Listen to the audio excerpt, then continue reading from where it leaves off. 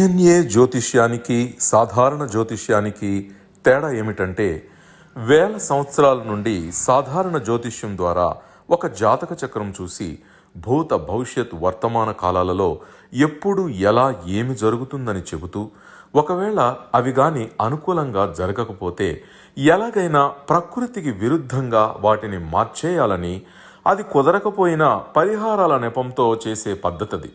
కానీ దానికి మారుగా డిఎన్ఏ జ్యోతిష్యం ద్వారా ఇవన్నీ ఎందుకు జరుగుతున్నాయని కనుగొని ఒక పని చేసే ముందే అది సరైనదా కాదా అని సరైన సమయంలో మనము తీసుకునే మంచి నిర్ణయం జీవితంలో అన్నింటిలో విజయాలు సాధించడానికి సలహాలు మార్గదర్శకాలు చెప్పే నిజమైన జ్యోతిష్య విధానం ఇది. ఏది మీకు అవసరమో మీరే నిర్ణయించుకోగలరు. ప్రపంచవ్యాప్తంగా ఉన్న డిఎన్ఏ ఆస్ట్రాలజీ ప్రియమైన ప్రేక్షక మహాశయులందరికీ నా హృదయపూర్వక నమస్కారములు. నేను తిరుపతి పట్టణంలోని రేణిగుంట నుండి మీ గుణబ్రహ్మ సరస్వతి. ఈ వీడియో ద్వారా డిఎన్ఏ ఆస్ట్రాలజీ ప్రకారంగా రెండవ వివాహ ప్రాప్త విషయాల గురించి చర్చించబోతున్నాం.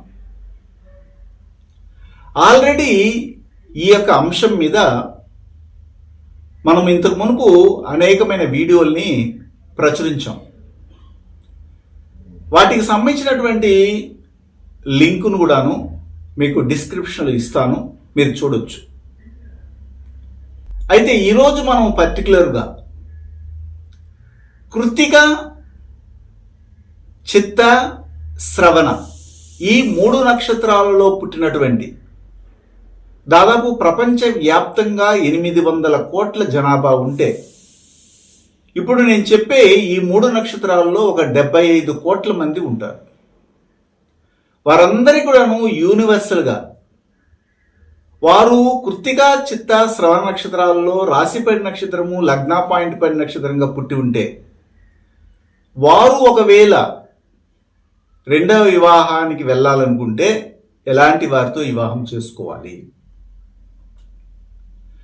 అదేవిధంగా ఇంకొక ఫేస్లో మనం చూస్తే ఈ కృత్తిక, చిత్త, శ్రవణ నక్షత్రాలు పుట్టినటువంటి వారికి ప్రపంచవ్యాప్తంగా ఎంతమంది పుట్టి ఉన్నా వారికి బయాలజికల్ ఫాదర్ యొక్క జాతకం ఎలా ఉంటుంది, అలాంటి విషయాలు కూడా మనం ఇప్పుడు తెలుసుకోబోతున్నాం. అంటే మీ యొక్క నక్షత్రము మాత్రమే తెలుసు, నాకు ఇక్కడ చెప్తున్నాను వాటి గురించి.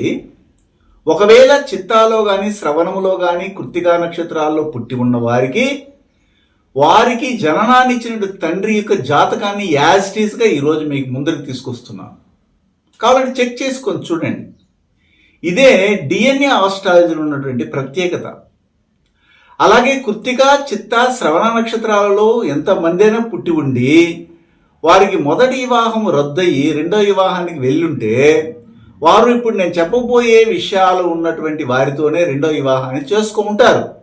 కాబట్టి దీన్ని కూడా మీరు చెక్ చేసుకోండి. జనరల్గా ఒక అమ్మాయికి కానీ ఒక అబ్బాయికి కానీ వివాహ వయసు వచ్చినప్పుడు తల్లిదండ్రులు వారికి ఉన్నటువంటి పరిచయాల ద్వారా, బంధుత్వాల ద్వారా, స్నేహితుల ద్వారా, మ్యాట్రిమోని ద్వారా, మ్యారేజ్ బ్రోకర్ల ద్వారా వారి బిడ్డలకు కావలసినటువంటి భాగస్వామిని ఎతుకుతారు.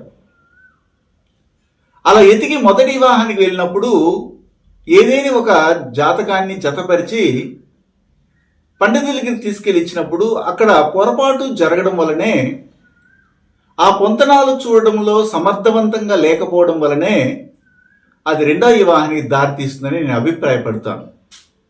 మొదటి వివాహానికి వెళ్ళేటప్పుడే సరైనటువంటి విధానంలో మనం కానీ పొంతనాలు కానీ చూసి ముందుకెళ్ళుంటే ఈ రెండవ వివాహము అనే సంఘటన వారి జీవితంలోకి రాదు కదా. వారేమంటారు, అది తలరాతండి, విధి అండి, దానిని ఎవరూ మార్చలేరు అంటారు.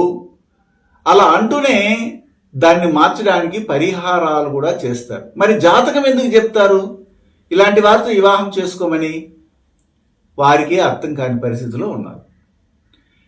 ఇలాగ తల్లిదండ్రులు ఒకవైపు బాధపడుతూ వారి యొక్క బిడ్డలు కూడాను వివాహ జీవితంలో నరకప్రాయమైనటువంటి జీవితాన్ని పొందుతున్నారు. కొంతమంది వివాహం వరకు వెళ్ళి నిశ్చితాములకే వెనక్కి వెళ్ళిన వాళ్ళు ఉంటే, మరికొంతమంది వివాహం చేసుకుని భర్త లేదా భార్య ఇతర దేశాలకు వెళితే ఇక్కడ ఉండి వారి మధ్య దాంపత్య అనుకూలత లేకుండా ఇబ్బంది పడుతున్నవారు మరికొంతమంది. ఇంకా కొంతమందిని మనం పరిశీలించినట్లయితే ఒకే ఇంట్లోనే ఉంటారు. పెళ్ళైనప్పటి నుంచి వాళ్ళ మధ్యలో సరైనటువంటి అవగాహన ఉండదు. అత్త వలనో ఆడపడుచుల వలనో ఆ కుటుంబంలో ఉన్నటువంటి మగవారి వలనో వారు హరాస్మెంట్కి గురయ్యి ఇబ్బంది పడుతూ ఈ ప్రథమ వివాహం ఎప్పుడెప్పుడు రద్దు చేసుకుని మనము నిశ్శబ్దంగా ఉందామా, ఒంటరిగా గడుపుదామా అన్న ఆలోచనతో ఉన్నవారు మరికొంతమంది. ఎట్టకేలకి వివాహము మొదటి వివాహమే సక్సెస్ కానప్పుడు రెండవ వివాహానికి వెళ్తారు. అయితే మొదట ఒక పండితుని దగ్గరికి వెళ్ళినప్పుడు వారి జాతకంలో మొదటి వివాహము తర్వాత రెండవ వివాహం కూడా ఉంది అన్నప్పుడు ఆ రెండవ వివాహం జరగనీయకుండా ఏమైనా వారు కరెక్ట్ అయిన డిజైన్ చేసి ఇచ్చొచ్చు కదా అంటే అలా చేసేవారు.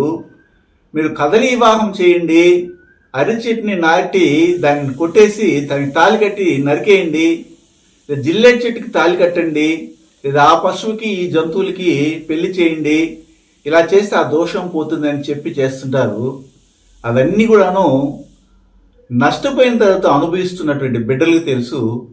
తల్లిదండ్రులు పడుతున్న బాధలు వర్ణాతీతం అని కూడా నేను చెప్పగలను.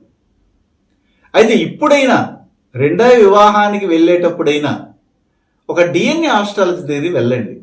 కృత్తిక, చిత్త, శ్రవణ ఈ 3 నక్షత్రాలలో పుట్టినటువంటి వారు ప్రపంచంలో ఎంతమంది అయినా ఉండని వారికి రెండవ వివాహము అవసరమై వెళ్ళగలిగితే ఎవరితో వివాహం చేసుకోవాలి, ఎవరితో వివాహం చేసుకోకూడదు. కృత్తికా నక్షత్రానికి ఏమి రిస్ట్రిక్షన్ లేదు, ఫలానా వాళ్ళతో వివాహం చేసుకోకూడదని. కానీ చిత్తా నక్షత్రం వారికి కానీ శ్రవణ నక్షత్రం వారికి కంపల్సరీ రిస్ట్రిక్షన్ ఉంది. చిత్తా నక్షత్రంలో పుట్టినటువంటి వారు పుబ్బా నక్షత్రంలో పుట్టినటువంటి వారితో వివాహమే చేసుకోకూడదు. అలా చేసుకోవడం వల్ల చాలా ఇబ్బందులకు గురి అవుతారు. ఆల్రెడీ చేసుకునేస్తుంటారు కాబట్టి వాళ్ళని మనమేం మార్చలేము. వాళ్ళ అవస్థలు పడుతూనే ఉంటారు, నరకప్రాయమైన జీవితాన్ని అనుభవిస్తుంటారు. అదేవిధంగా శ్రవణ నక్షత్రంలో పుట్టినటువంటి వాళ్ళు భరణీ నక్షత్రంలో పుట్టినటువంటి వారితో వివాహం చేసుకోకూడదు. అలా చేసుకోవడం వల్ల సుఖవంతమైన జీవితానికి వీళ్ళు దూరం అవుతారు. వీళ్ళకి మొదటి ప్రేమ పుట్టడం కూడాను ఇలాంటి వారితోనే పుడుతుంది. వాళ్ళే వీళ్ళని చక్కగా మోసం చేసేసి చివరికి బాగా యూజ్ చేసుకుని వదిలేసిన వాళ్ళు కూడా ఉంటారు. రెండు వైపుల నుండి మనం గమనించిన అబ్బాయిని అమ్మాయి, అమ్మాయిని అబ్బాయి యూజ్ చేసుకుని వదిలేసిన వాళ్ళు ఈ చిత్తా నక్షత్రం వారిని పుబ్బా నక్షత్రం వారు, పుబ్బా నక్షత్రం వారిని చిత్తా నక్షత్రం వారు, శ్రవణ నక్షత్రం వారిని భరణి నక్షత్రం వారు, భరణి నక్షత్రం వారిని శ్రవణ నక్షత్రం వారు ఇలాగ యూజ్ అండ్ త్రోగా చేసినటువంటి వాళ్ళు కూడాను మన జాతకాలు పరిశీలించడానికి వచ్చిన వాళ్ళు ఉన్నారు.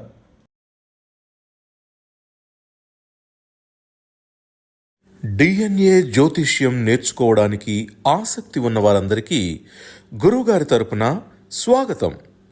దైవజ్ఞ శ్రీ గుణబ్రహ్మ సరస్వతి గారి నుండి ఆన్లైన్ ఆడియో క్లాసుల ద్వారా అద్భుతమైన ఈ వంశపారంపర్య జ్యోతిష్యంను బేసిక్స్ నుండి అడ్వాన్స్ వరకు నేర్చుకోవాలంటే మీరు ఒక్కసారిగా ఫీజు చెల్లించేస్తే మిమ్మల్ని డిఎన్ఏ వాట్సాప్ గ్రూప్లో యాడ్ చేసినప్పటి నుండి మీ జీవితకాలం డిఎన్ఏ జ్యోతిష్యానికి సంబంధించిన క్రొత్త అప్డేట్స్ని ఆ వాట్సాప్ గ్రూప్లో నిరంతరం పొందవచ్చు. ఫీజు చెల్లించిన వెంటనే జరిగిపోయిన పాఠాలు మీ ఈమెయిల్ ఐడి ఇస్తే గూగుల్ డ్రైవ్కి మొదటే గురువుగారు పంపిస్తారు. అందులో మీకేదైనా డౌట్స్ వస్తే జూమ్ క్లాస్లో గురువుగారే స్వయంగా క్లియర్ చేస్తారు. పీడిఎఫ్ కానీ ప్రింటింగ్ మెటీరియల్ కానీ ఇవ్వబడదని గమనించగలరు. అవునండి, మోసపోయినామండి. పచ్చిగా మనకు చెప్తుంటారు ఫోన్లు చేసి, నేను ఒక అబ్బాయిని ప్రేమించానండి, అతను చాలా వరకు నన్ను అన్నింటినీ యూజ్ చేసుకొని ఇప్పుడు వద్దు పో అంటున్నారండి, అతను వేరే వాళ్ళతో వేరే ఆమెతో వివాహం చేసుకోవాలని వెళ్తున్నాడండి అంటుంటారు. దానికి ఎవరు బాధ్యులు? ఎవరు చేసుకున్న కర్మ వారు మాత్రమే అనుభవించాలి. అలాంటి విషయాలు కూడా ముందు తెలుసుకుని మనం ప్రయత్నించాలి. మాకేం తెలుసండి ఈ సబ్జెక్టు, మీరు ఇప్పుడు చెప్తున్నారు మాకు తెలిసి వస్తుంది అంటే ఇంతకుముందు చెప్పిన వాళ్ళంతా ఎందుకు కావాలని చెప్పలేదంటే వాళ్ళకి దాంట్లో అప్డేట్స్ లేవు, సరైన విధానంతో వాళ్ళు ముందుకు వెళ్ళటం లేదు. ఇప్పుడైనా కళ్ళు తెరవండి అని మనం చెప్తుంటాం. అయితే ఈ కృత్తికా నక్షత్రంలో కానీ, పుబ్బా నక్షత్రంలో కానీ, మూలా నక్షత్రంలో కానీ, రేవతి నక్షత్రంలో కానీ, ఇవి 4 నక్షత్రాలు గుర్తుపెట్టుకోండి. అదేవిధంగా ఆరుద్ర నక్షత్రం కానీ, శ్రవణ నక్షత్రం కానీ, చిత్తా నక్షత్రం, ఈ 3 నక్షత్రాలు గుర్తుపెట్టుకోండి. మొత్తము 7 నక్షత్రాలు. ఈ 7 నక్షత్రాల్లో పుట్టినటువంటి ప్రపంచంలో ఎన్ని కోట్ల మంది అయినా ఉండని, మోస్ట్లీ 27 నక్షత్రాలలో 7 నక్షత్రాల వారికే అధిక పక్షంలో, అధిక మొత్తంలో వివాహ సమస్యలు వస్తున్నాయి. వివాహం మునుపు సమస్యలు, వివాహం కాలేదని, వివాహం అయిన తర్వాత సమస్యలు, అవమానాలు, వారికి సరైనటువంటి చిన్న చిన్న కోరికలు కూడా తీరకుండా ఉన్నటువంటి చాలామంది జంటలను మనం చూస్తుంటాం. ఇలాంటి జాతకాలు మా యొక్క పరిధిలోకి వచ్చినప్పుడు, మా అబ్జర్వేషన్లోకి వచ్చినప్పుడు నేనైతే దీనికి పెక్యులర్గా టైం తీసుకొని ఒక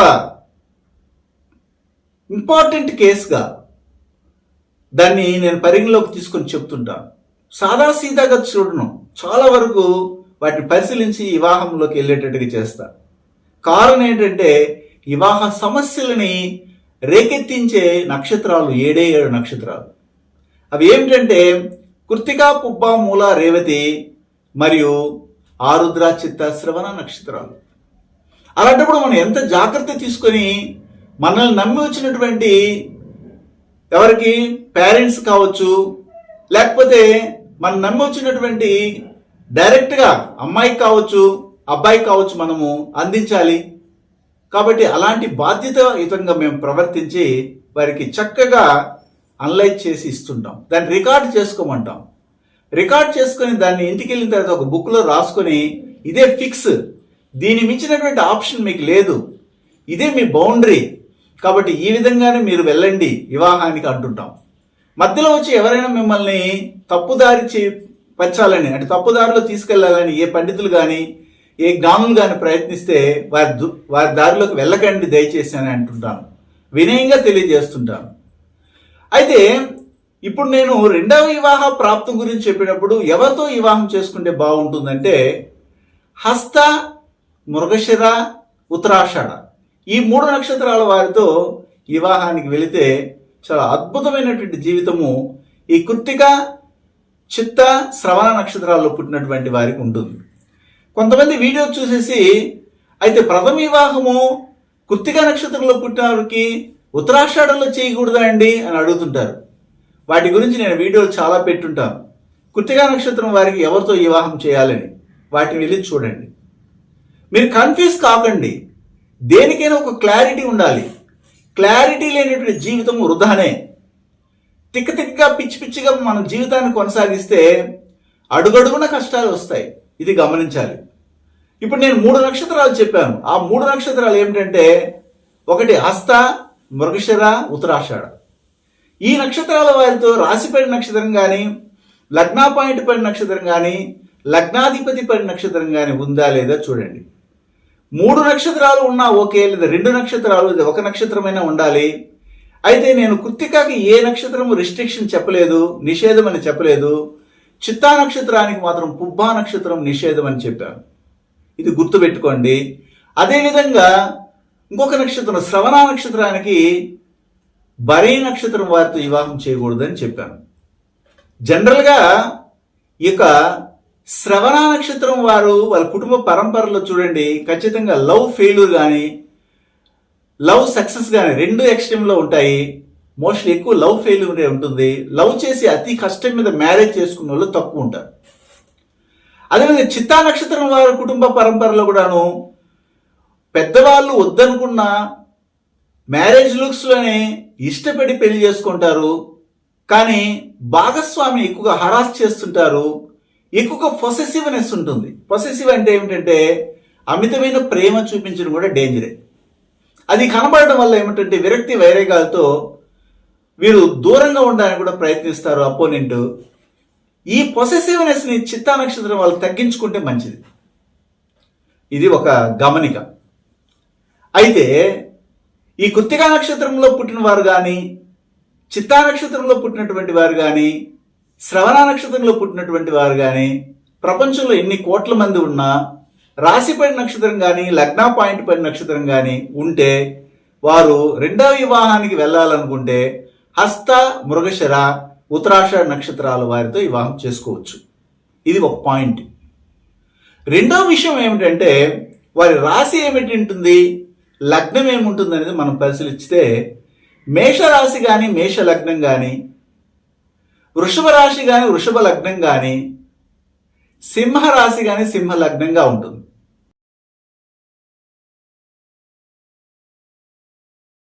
గురువు గారి నుండి డిఎన్ఏ ఆస్ట్రాలజీ ప్రకారంగా మీ జాతక పరిశీలన చేయించుకుని సలహాలు, మార్గదర్శకాలను పొందాలంటే మా త్రిశక్తి డిఎన్ఏ ఆస్ట్రాలజీ యూట్యూబ్ ఛానల్లో మరిన్ని వీడియోలు చూసి ఒక అవగాహనకు వచ్చాక మీకు ఉపయోగపడుతుందనిపిస్తేనే ఫోన్ ద్వారా కానీ లేదా డైరెక్ట్గా కానీ అపాయింట్మెంట్ కొరకు సంప్రదించగలరు.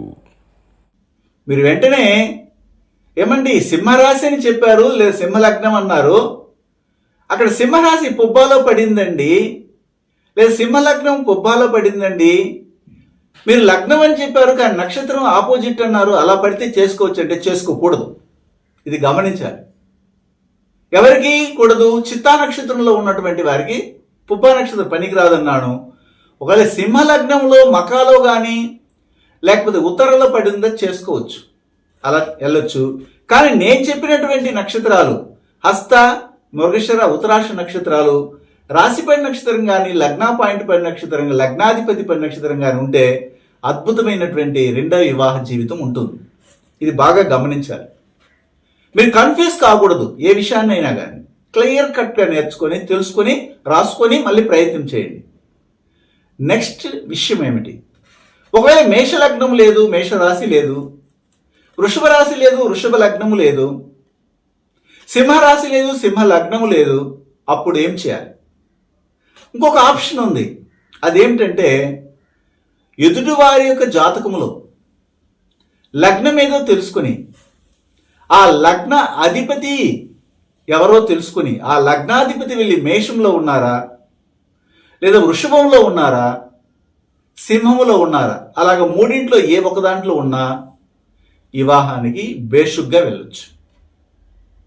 నెక్స్ట్ ఇంకొక విషయం చెప్తాను.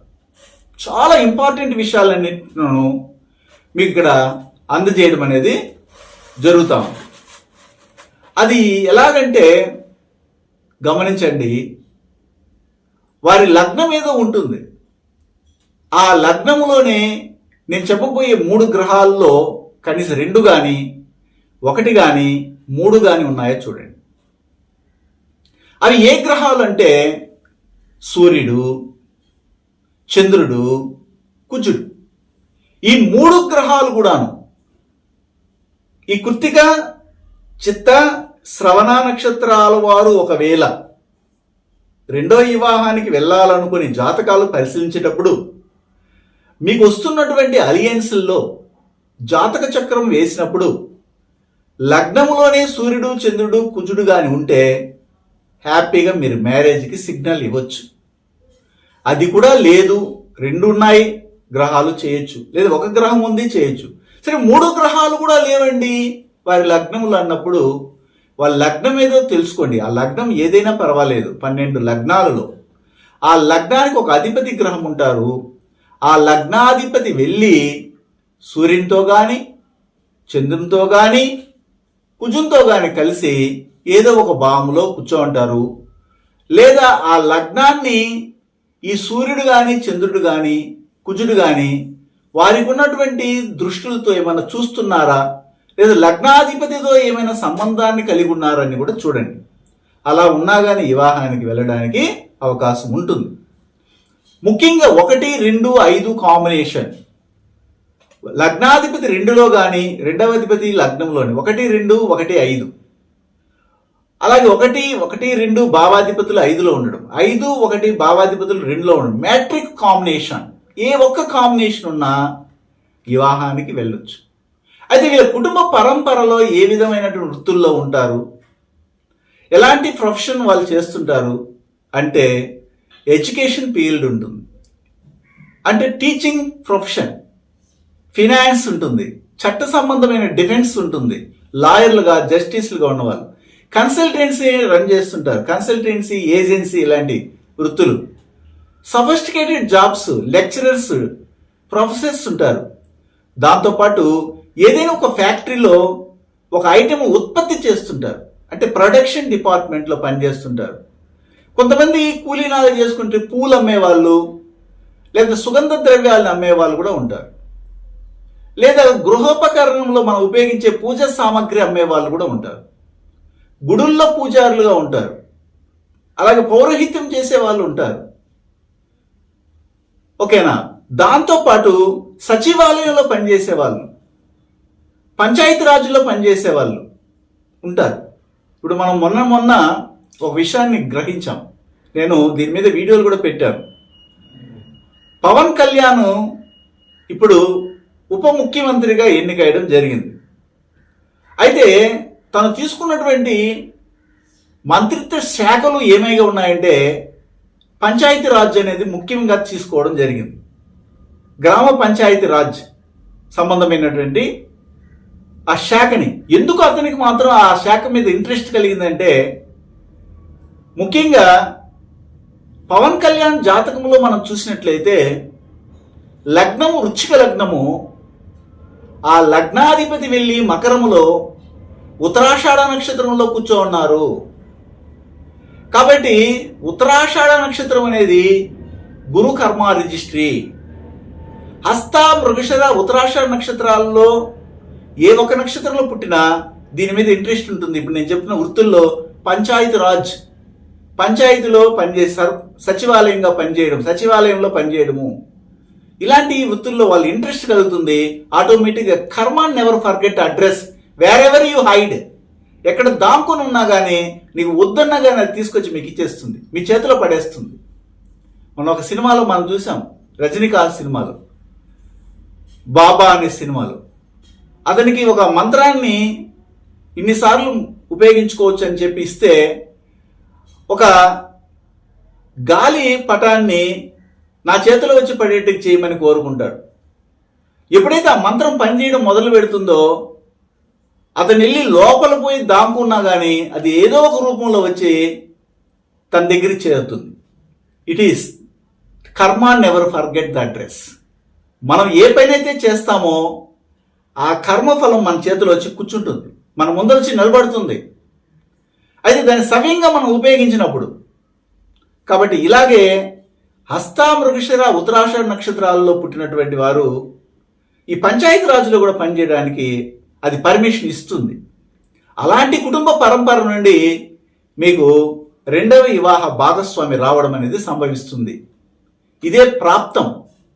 ఆ తదుపరి మరిన్ని విషయాలు మనం తెలుసుకోవచ్చు. ఎప్పుడంటే కృత్తికా నక్షత్రంలో పుట్టిన వారు కానీ, చిత్తా నక్షత్రంలో పుట్టినటువంటి వారు కానీ, శ్రవణ నక్షత్రంలో పుట్టినటువంటి వారు కానీ వ్యక్తిగత జాతకాన్ని మన దగ్గరికి అందించి మేము రెండవ వివాహానికి వెళ్తామంటే అప్పుడు రెండవ వివాహానికి వెళ్తున్నటువంటి మీరు పొందే భాగస్వామి ఏ వృత్తిలో ఉంటారు అని తెలుసుకోవడానికి మీ లగ్నం బేస్ చేసుకొని ఆ జాతకాన్ని పరిశీలించినప్పుడు 2 మరియు 6 భావాల భావాధిపతుల యొక్క నక్షత్ర కర్మ రిజిస్ట్రీని బట్టి ఎలాంటి ప్రొఫెషన్ నుండి మీకు భాగస్వామిగా వస్తారు, ఏ డిపార్ట్మెంట్లో పనిచేస్తున్న విషయాలు కూడా తెలియజేస్తాం.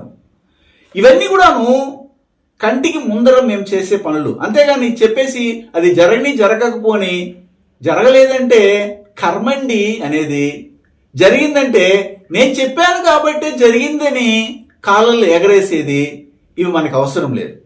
మనం దేన్నైనా ప్రాక్టికల్గా నేను చెప్పే విషయాలన్నింటినీ రికార్డు పరంగా ఇస్తుంటాను, రికార్డ్ చేసుకోమంటుంటాను. పీడిఎఫ్ల ద్వారా కానీ లేకపోతే ప్రింటెడ్ బుక్స్ ద్వారా కానీ రాతపూర్వకంగానైతే నేను ఇవ్వను. అలాగే మీకు ఇష్టమైన వాళ్ళు మాత్రమే నా దగ్గర అపాయింట్మెంట్ కోసం మీరు బుక్ చేసుకోవచ్చు, లేదంటే అవసరమే లేదు. నేను ఎవరిని అపాయింట్మెంట్ బుక్ చేయమని ఏ వీడియోలో కానీ చెప్పలేదు. ఎందుకు చెప్పలేదంటే ఎవరికి అవసరమైతే వాళ్ళు వస్తారు.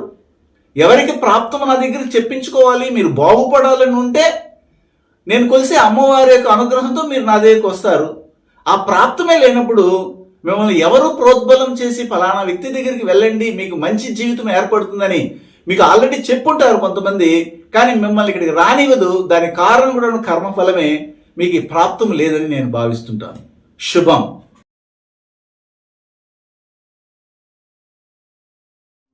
హిమాలయాలలోని యతీంద్రులు అవధూతలచే మహామంత్రోపదేశం పొంది వారి గురు పరంపరలో దైవజ్ఞ శ్రీ గుణబ్రహ్మ సరస్వతి గారు అధర్వణ వేద దక్షిణాచార పద్ధతి ద్వారా పూర్వం వశిష్ఠ వాల్మీకాది ఋషులు చేసిన విధంగా విలువ కట్టలేని అమూల్యమైన 24 హోమాలను ఏకకాలంలో ఒకే హోమగుండంలో గత 24 సంవత్సరాలుగా లోక కళ్యాణం కొరకు కర్మ విమోచన హోమక్రియను చేస్తూ నమ్మి వచ్చిన నిజమైన భక్తులకు శ్రీ జగన్మాత కృపతో మంచి చేస్తున్నారు. కర్మ విమోచన పొందాలనే ఆసక్తి ఉన్నవారు ముందుగానే గోత్రనామాలను నమోదు చేసుకోగలరు.